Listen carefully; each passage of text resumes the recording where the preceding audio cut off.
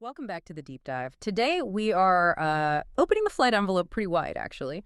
We're going to conduct a really critical examination of a system that, well, it sits as the ultimate line of defense against one of aviation's most feared scenarios. Mid-air collision.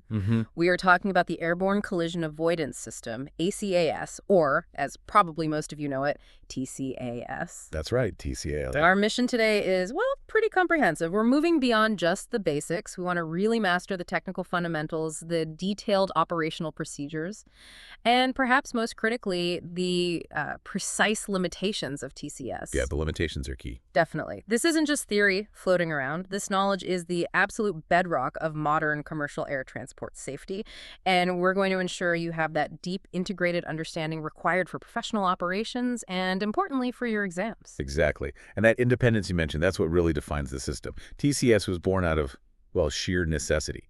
As the skies got busier, exponentially busier. Speeds increased, roads got more complex.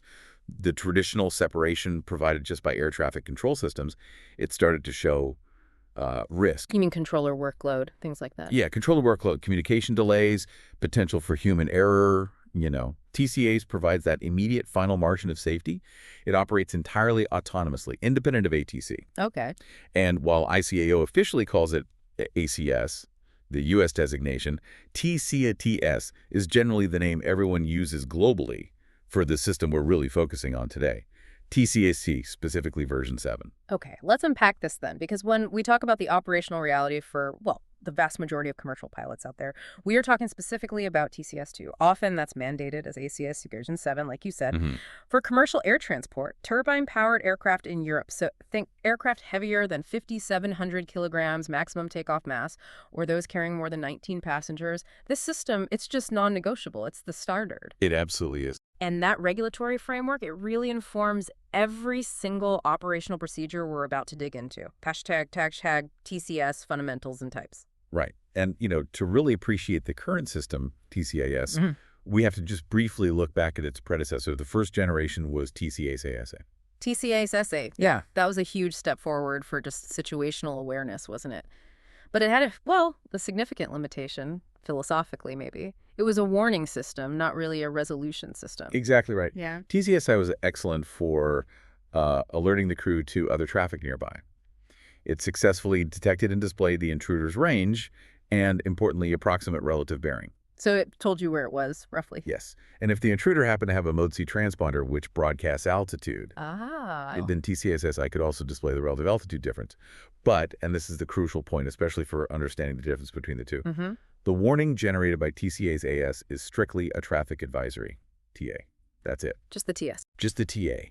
The oral warning is that straightforward, kind of repetitive call, traffic, traffic. Right. Heard that one. It means the pilot knows, okay, I need to look outside, find this traffic, maybe prepare for a maneuver, but the system itself gives zero, absolutely zero course of action to follow. Because it can't, right. It hasn't calculated a solution. Precisely. It doesn't have the processing power or the inputs to calculate a required avoidance maneuver. It just flags the potential conflict. And this lack of, resolution capability, that's the defining difference when we pivot to TCS2. This system, the one that really forms the backbone of modern air transport safety, people often call it the vertical protector. Yeah, that's a good name for it. TCS2 is the full active package. It moves from just passive awareness, hey, something's there, to active defense. It detects intruders, sure, but then critically, it calculates the potential collision trajectory, assesses the actual risk level, and then presents the pilot with two types of warnings. TAs, like TCS-AI, but followed, if things get serious, by resolution advisories. RAs. Okay, this is the business end. The RA is the moment of truth, you could say. Absolutely. It offers specific maneuvering advice, a direct command to the pilot. But All right. Many thanks for listening to this free part of the ATPL Theory podcast. If you want to continue learning and access the full comprehensive guide, go to my Patreon at patreon.com/ATPLtheory or my Hero at herohero.co/ATPL. That is patreon.com/ATPLtheory or herohero.co/ATPL. Wishing you all the best